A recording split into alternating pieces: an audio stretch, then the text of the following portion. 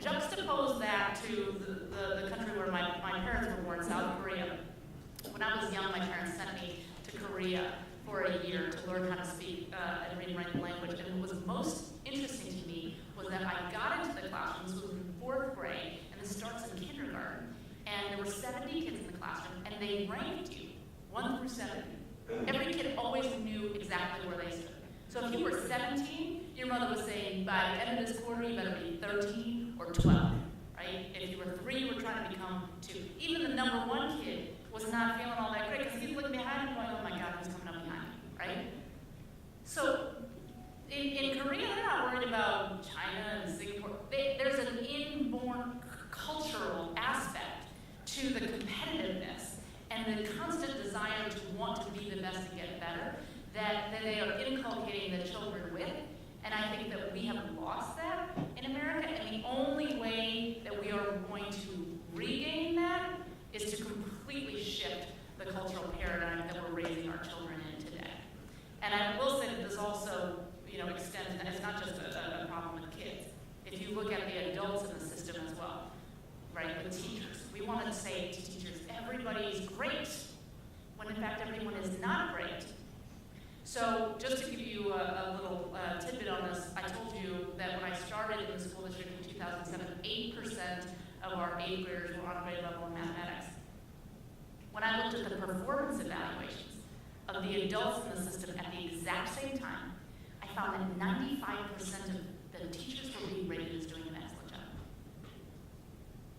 How can you have a system where all of the adults are running around thinking that they're doing great work, and what we're producing for kids is 8% success? You cannot run an effective organization with that kind of a disconnect. So we said, you know what? We actually have to align how we're evaluating ourselves as the adults with how well the kids are doing, how much they're learning, right? So we introduced this new evaluation system.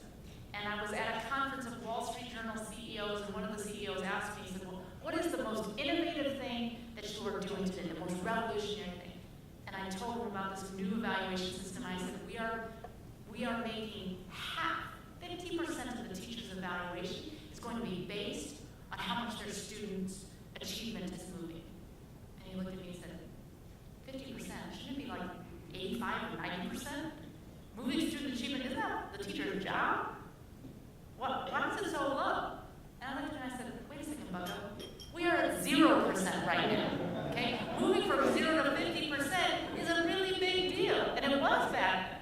But it helped me gain a sense of perspective about how out of touch we were in education, that it was such a huge national leap to think, oh my gosh, we're going to align teacher evaluation to how well the kids are doing and how much they're learning academically, when in fact, if you look at other sectors, it's a no-brainer to them.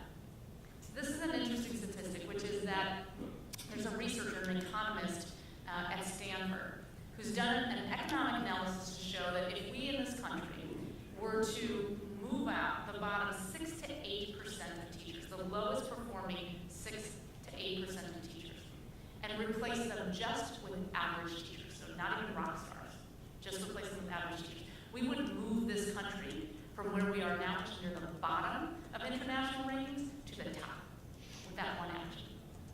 I can guarantee you that if I went to any of you and told you that you could move from 25th in the marketplace to 2nd in the marketplace by firing the lowest 6% of your employees, you would do it tomorrow. You would not put together a committee to discuss the rubrics by which we might analyze. No, you would make the call. So think about the culture of expectations overall, and the desire for all of the adults to be happy and feel like they're doing good work. And it's so counter to what we're actually seeing in terms of the results. That also, in terms of the competitiveness and the willingness to differentiate and talk about high performance versus low performance has to change in our country. So competition is the first. Second is choice. Choice. This is, if you are looking for tennis shoes, if you are looking for hamburgers, if you are looking for computers, it doesn't matter what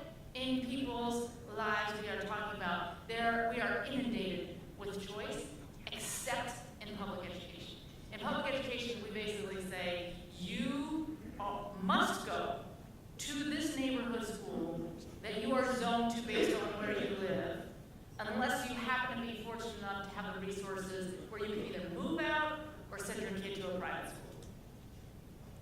I know that there are charter schools, but they educate such a small percentage of our kids that essentially we have a government-run monopoly right now. And I do not believe that a government-run monopoly can produce a quality product. We have to educate. Let me tell you why this doesn't happen. Because the mentality of school districts is so counter to that. So I'm going to give you a specific example. And I'm guilty of this myself, so I'm going to pick on myself for a second. See, nobody's immune to getting picked on. So I'm a Democrat. I'm a lifelong card-carrying, dyed-in-the-wool Democrat. And when I first came to D.C., I believed in all of those sort of school reform things, but where I drew the line was on vouchers. Because the Democratic Party, the vouchers are no good, you have to keep money away from the system, blah, blah, blah.